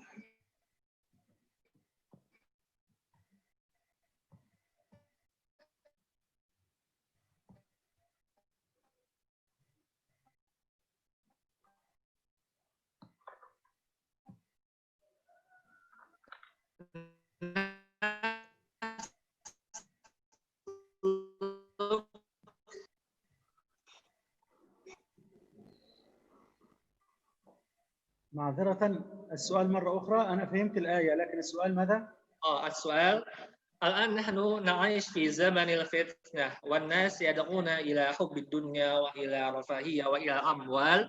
كيف في هذا الزمان بإمكاننا أن نسلك طريق الحق وطريق الصواب مع وجود الفتنة كثيرة من الأموال وغير ذلك؟ نعم. هذا شيء مرتبطا من آية وقال هكذا. الحمد لله والصلاة والسلام على رسول الله صلى الله عليه وعلى آله وصحبه ومن والاه وبعد. الابتلاء والفتنة في كل زمان ومكان، والابتلاء سنة كونية من الله سبحانه وتعالى لكل الناس ليميز الله الخبيث من الطيب. قال الله تعالى: ألف لام ميم أحسب الناس أن يتركوا أن يقولوا آمنا وهم لا يفتنون ولقد فتنا الذين من قبلهم فليعلمن الله الذين صدقوا وليعلمن الكاذبين. قال تعالى: تبارك الذي بيده الملك وهو على كل شيء قدير الذي خلق الموت والحياة ليبلوكم أيكم أحسن عملا. فالفتن وأمور الدنيا موجودة في كل زمان ومكان. هذه الفتنة إنما هي اختبار من الله سبحانه وتعالى للناس. إذا كان بالعطاء فالله سبحانه وتعالى يختبر الشكر، وإن كان بالمنع فإن الله سبحانه وتعالى يختبر الصبر. فنحن في ابتلاء واختبار دائما. هذه الشهوات وهذه الشبهات تحتاج من المسلم أن يعتصم بكتاب الله سبحانه وتعالى، وأن يعلم قدر الدنيا وأنها زائلة وأنها فانية، وأن النعيم المقيم في الجنة. إذا اعتصم بالقرآن الكريم كانت الدنيا وراء ظهره، وكانت الدنيا تحت قدميه، ومغريات الدنيا وزينتها لا تغير من استقامته ولا تغير من قلبه في شيء. لماذا؟ لأنه يعلم حقيقة الدنيا وحقيقة الآخرة. فالاعتصام بكتاب الله والهدي الذي فيه في القرآن وفي السنة ضمان للمسلم أن ينجو من هذه الفتن. قال النبي صلى الله عليه وسلم كما في صحيح مسلم وغيره: تركت فيكم ما إن تمسكتم به لن تضلوا بعدي أبدا. الضلال بسبب ماذا؟ بسبب الهوى، بسبب الفتن، بسبب الشهوات، بسبب المال، بسبب الإنترنت، بسبب كل شيء. ماذا نفعل؟ نتمسك بالقرآن والسنة. لن تضلوا بعدي أبدا، كتاب الله وسنتي. فمن أراد أن ينجو في الدنيا وأن يفوز في الآخرة فعليه بالقرآن الكريم وهدي القرآن الكريم، والزهد في الدنيا، والإقبال على الطاعة، والإكثار من ذكر الله. ألا بذكر الله تطمئن القلوب. إذا أنست القلوب بذكر الله وبالقرآن وبالعلم الشرعي وبالأذكار وبحسن الخلق وبصلة الأرحام وبحسن الجوار وغيرها، فإن الدنيا ستكون في عينه هينة جدا لا يفتتن بها ولا تؤثر عليه. كذلك يقرأ سيرة النبي صلى الله عليه وسلم. الله سبحانه وتعالى خيره أن يكون ملك يعيش في القصور ويتنعم بكل أنواع النعيم، ومع ذلك هو نبي ورسول وأفضل الخلق، لكنه قال له جبريل عليه السلام: تواضع لربك. فرضي النبي صلى الله عليه وسلم بالحياة البسيطة، حياة الزهد، وأن يكون ما عند الله خير وأبقى له. وكان يقول صلى الله عليه وسلم: مالي وللدنيا، مالي وللدنيا، ما أنا إلا كعابر سبيل استظل بشجرة ثم تركها. على المسلم أن يقرأ في سيرة النبي صلى الله عليه وسلم وفي سيرة الصحابة الذين جاءتهم الدنيا بمناصبها وأموالها وزخارفها وحريرها وذهبها، ثم ترفعوا عنها ونظروا إلى الآخرة. بل تؤثرون الحياة الدنيا والآخرة خير وأبقى. فالاعتصام بالقرآن وبالسنة وبالقراءة في سير السلف الصالح من أعلام الأمة خير وسيلة للتغلب على هذه الفتن والشهوات والشبهات، ونسأل الله السلامة والنجاة. طيب، barakallahu fikum ya Syekhana ala hadhil ijabah ar-rai'ah. Tadi penanya menanya tentang surat Al-Baqarah ayat 213. Nah, di sini saya akan bacakan terjemahan Kemenak dari ayat 213. Manusia itu dahulunya satu umat. Lalu Allah mengutus para nabi untuk menyampaikan kabar gembira dan peringatan. Dan diturunkannya bersama mereka kitab yang mengandung kebenaran untuk memberi keputusan di antara manusia tentang perkara yang mereka perselisihkan. Dan yang berselisih hanyalah orang-orang yang telah diberi kitab setelah bukti-bukti yang nyata sampai kepada mereka, karena kedengkian di antara mereka. Maka dengan kehendaknya Allah memberikan petunjuk kepada mereka yang beriman tentang kebenaran yang mereka perselisihkan. Allah memberi petunjuk kepada dia ke jalan yang lurus. Nah, ini di sini disebutkan Allah Ta'ala memberi petunjuk kepada manusia jika manusia itu berselisih dan ingin kembali ke jalan yang lurus. Dan tadi disebutkan oleh penanya bagaimana cara kita untuk mencari kebenaran di zaman yang penuh dengan fitnah ini, yang ditawari dengan hedonisme dan segala macam. Dalam menjawab hal ini, Syekh mengutip di dalam surat Al-Ankabut ayat 1, 2, dan 3, Allah berfirman, Alif Lam Mim. Ayat kedua, Ahasiban nasu ayyusrafu ayyaqulu amanna wa hum la yuftanun. Artinya, apakah manusia mengira bahwa mereka akan dibiarkan hanya dengan mengatakan kami telah beriman dan mereka tidak diuji? Ayat ketiga, walaqad fatannal ladzina min qablihim fala ya'lamanna Allahu alladzina shadaqu wa la ya'lamannal kadzibin. Artinya, dan sungguh kami telah menguji orang-orang sebelum mereka, maka Allah pasti mengetahui orang-orang yang benar dan pasti mengetahui orang-orang yang dusta. Maksudnya adalah ketika kita masuk Islam, tidak otomatis kita hidup dalam keadaan tenang tanpa cobaan. Tidak.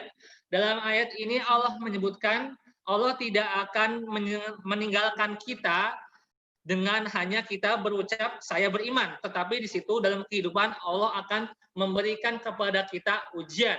Nah, untuk apa? Untuk mengetahui di antara orang-orang yang beriman ini manakah yang benar-benar beriman, manakah yang imannya lemah, dan manakah yang bertakwa. Jadi dengan mengucap saya beriman itu tidak cukup, karena kita masih harus melewati ujian agar Allah mengetahui level keimanan kita. Dan Allah Ta'ala berfirman dalam ayat lain yang menunjukkan kepada kita jika kita menghadapi fitnah-fitnah dunia, kita harus berpegang teguh terhadap Al-Quran dan Sunnah. Akan saya sarikan jawaban Syekh. Syekh menyebutkan contoh dari Rasulullah SAW. Bayangkan teman-teman semua, beliau adalah seorang nabi yang berposisi sebagai presiden, yang menjadi presiden di daerah Hijaz, Makkah dan Madinah, dan juga sampai daerah yang luas ya. Dan daerah kabilah-kabilah di sekitar Arab, beliaulah presidennya. Tetapi walaupun beliau memiliki jabatan yang sangat tinggi, beliau masih hidup dalam keadaan yang sederhana. Pertanyaannya, apakah Rasulullah itu orang yang miskin? Kita lihat dulu. Jika teman-teman lihat surat Al-Anfal, disebutkan fa'anna lil Syekh idhofatan minni an zuhdi Rasul.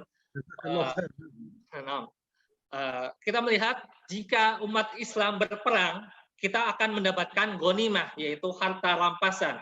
Dari harta rampasan ini tentu nilainya sangat-sangat banyak, gitu ya. Apalagi kalau yang dikalahkan itu satu kota. Nah, itu rampasannya sangat banyak.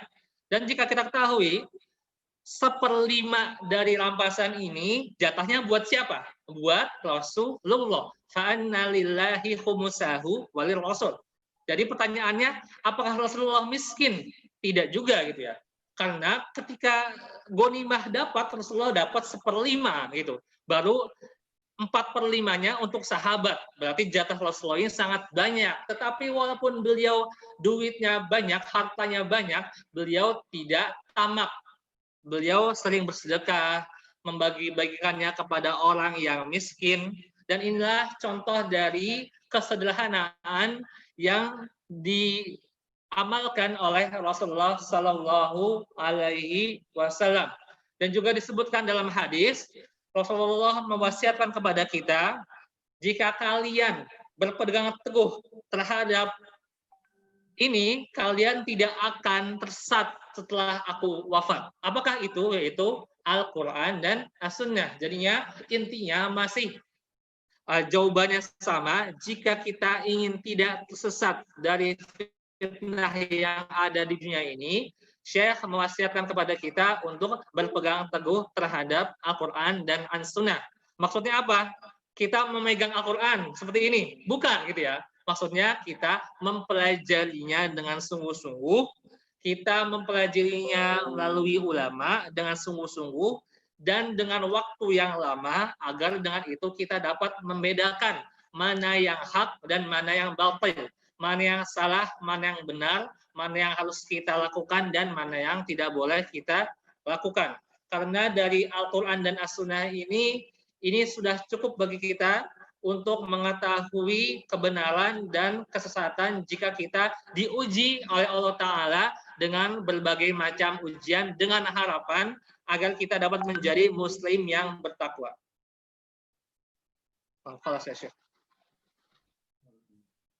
Lalu kita kembalikan kepada MC. Baik. Subhanallah, Masya Allah.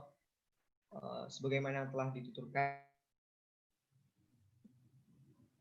dapat mengambil begitu banyak pelajaran, begitu banyak intisari dari penjelasan perincian yang telah dirincikan oleh Syekh dan juga diterjemahkan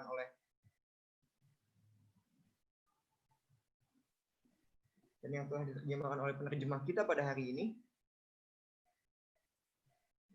Masya Allah sekali. Namun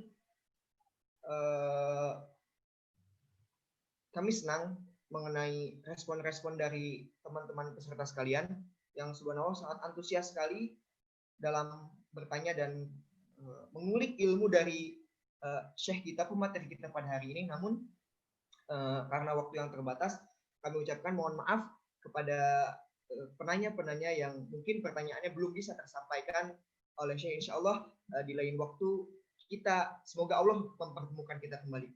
Baik teman-teman sekalian, di sini saya ingin memperkenalkan program dari Kampung Impian itu sendiri, yaitu tentang KIS. Bisa ditunggu. Nah ini, Gerakan Sedekah Produktif. Jadi kami dari Kampung Impian mengadakan gerakan sedekah produktif 1000 donatur yang mana hasil dari donasi yang telah terkumpul akan digunakan untuk menunjang kegiatan-kegiatan kami di Kampung Impian seperti halnya kegiatan tahfiz, kegiatan tahsin, kegiatan bahasa Arab dan Inggris, dan juga kegiatan kewirausahaan. Mungkin cukup untuk hari ini. Jazakallah khairan katsiran kepada Syekhuna dan juga kepada Ustadz Hafif Kamal yang telah menemani kita berbagi ilmunya yang begitu dalam sehingga kita bisa banyak mengetahui dan banyak mengulik ilmu dari Syekh kita dan juga dari mutarjim kita pada hari ini. Hal yang ingin saya kutip yaitu umat Islam tidak akan pernah bisa bersatu kembali kecuali umat ini kembali kepada manhajnya yaitu Al-Quran dan As-Sunnah. Jadi, Ustadz bisa minta tolong ke Syekh untuk memimpin doa. Syekh, لو سمحتم أن تدعو في آخر البرنامج الدعاء مع مستمعين، الدعاء الختامي. الآن؟ نعم. الآن. طيب. الحمد لله رب العالمين حمدا كثيرا طيبا مباركا فيه كما ينبغي لجلال وجهه وعظيم سلطانه. اللهم صل على سيدنا محمد في الأولين وصل على سيدنا محمد في الآخرين وصل على سيدنا محمد في كل وقت وحين وصل على سيدنا محمد في الملأ الأعلى إلى يوم الدين. اللهم إنا نسألك بكل اسم هو لك سميت به نفسك أو أنزلته في كتابك أو علمته أحدا من خلقك أو استأثرت به في علم الغيب عندك أن تجعل القرآن العظيم ربيع قلوبنا ونور أبصارنا وضياء بصائرنا وذهاب همومنا وغمومنا وشفاء لما في صدورنا. اللهم علمنا منه ما جهلنا وارزقنا تلاوته آناء الليل وأطراف النهار على الوجه الذي يرضيك عنا يا رب العالمين.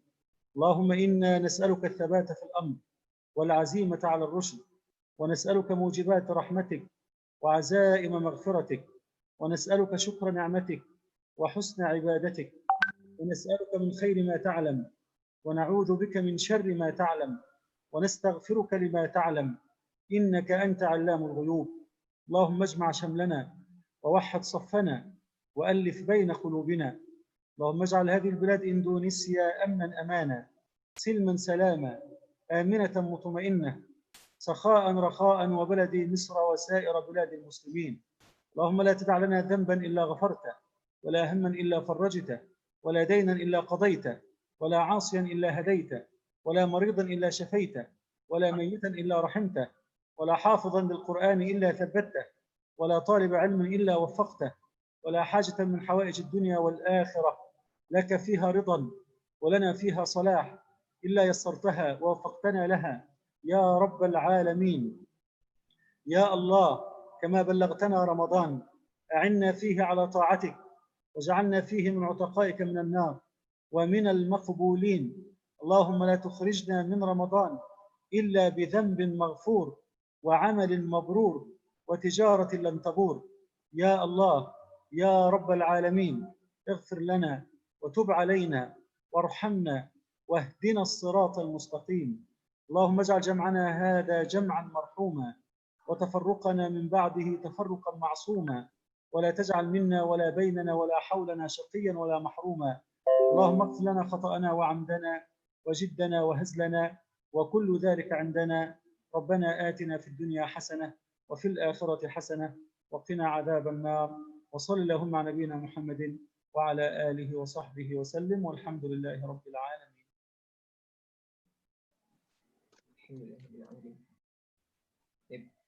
Teman-teman sekalian, sedikit informasi bagi teman-teman. Alhamdulillah pada bulan Ramadan kali ini saat ini kita tengah mengadakan kampung Quran Ramadan yang insya Allah pada hari esok akan ditutup. Bagi teman-teman yang ingin mengikuti acaranya bisa saksikan, cek di YouTube kami, insya Allah kami akan melakukan live bangkit bersama Al-Quran bersama Syekh Abdurrahman dari Jordan. Insya Allah akan berlangsung besok hari Kamis tanggal 21 Mei 2020 pukul 15.30 WIB. Jazakallah khairan katsiran kepada Ustadzuna Ustadz Rafif dan juga Syekhuna Syekh Dr. Muhammad Al-Husain. Jazakallah Syekh khairan katsiran. Saya Anwar Jilani sebagai moderator dan juga MC pada kesempatan kali ini pamit undur diri.